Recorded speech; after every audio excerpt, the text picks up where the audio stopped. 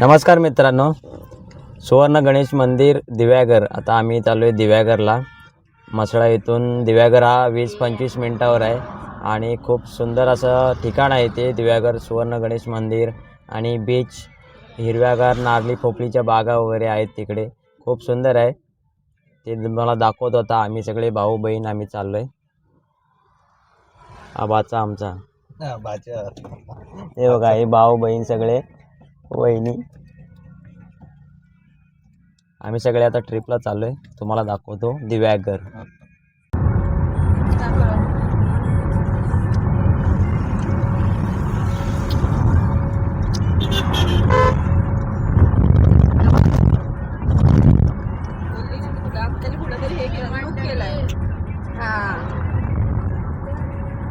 छान वाटतं, मला आवडलं त्याचं लुक छान.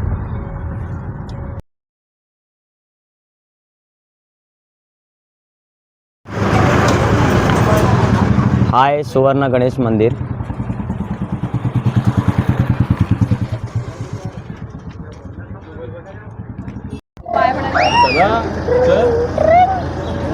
मित्रांनो, आता आम्ही पोहोचलोय दिव्यागर मध्ये. सगळे मित्र भाऊ बहीण हाय करा. तुम्हाला आता दिव्यागर मंदिर वगैरे दाखवतो, बाजूचा परिसर वगैरे दाखवतो. मंदिरात मंदिराचा प्रवेशद्वारामधून आतमध्ये आल्यावर ही दीपमाळ आहे उंच. आणि मंदिरात शूटिंग करण्यास मनाई आहे, फोटो वगैरे काढण्यास मनाई आहे. बाहेरूनच तुम्हाला व्हिडिओ दाखवतो, थोडाफार बाहेरून आतमधली व्हिडिओ दाखवतो.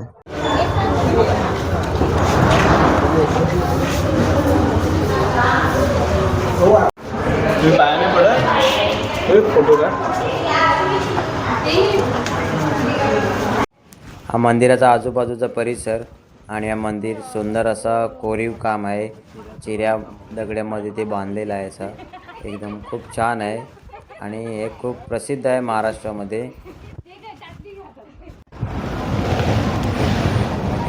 खूप सुंदर असं मंदिर आहे हे. सुवर्ण गणेशाची मूर्ती आहे.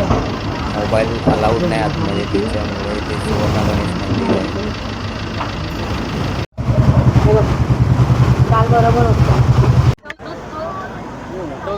आता आम्ही सुवर्ण गणेश मंदिर बघून बीचवर आलो आहे, दिव्यागर बीचला.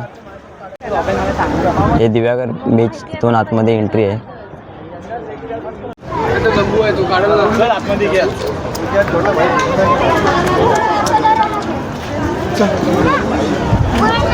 इथे स्टॉल्स वगैरे त्याच्यामध्ये सगळं अवेलेबल आहेच, कपडे वगैरे.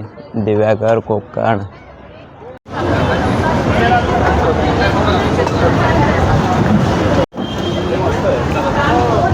सगळी मंडळी आता चालली आहेत बीचवर.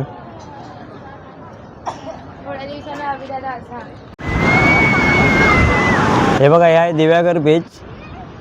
श्रीवर्धन, हरिहरेश्वर आणि दिव्यागर हे 3 बीच इकडे आहेत. दक्षिण रायगड, कोकण.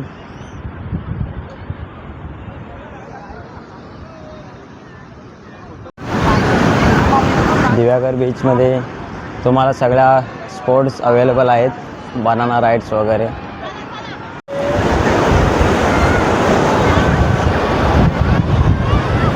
खूप सुंदर असा समुद्र किनारा इकडे दिव्यागरला.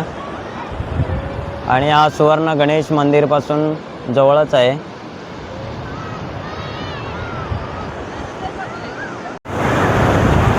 मुंबईवरून दिव्यागर हा एक 200 किलोमीटर असेल आणि पुण्यावरून पण थोडासा कमी अंतर आहे त्याचा.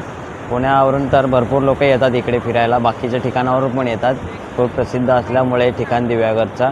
आणि हे ठिकाण एक थंडगार सुंदर असं ठिकाण आहे. आजूबाजूला नारळी पोपळीच्या बागा आहेत आणि हॉटेल्स पण सगळे व्यवस्थित आहेत इकडे.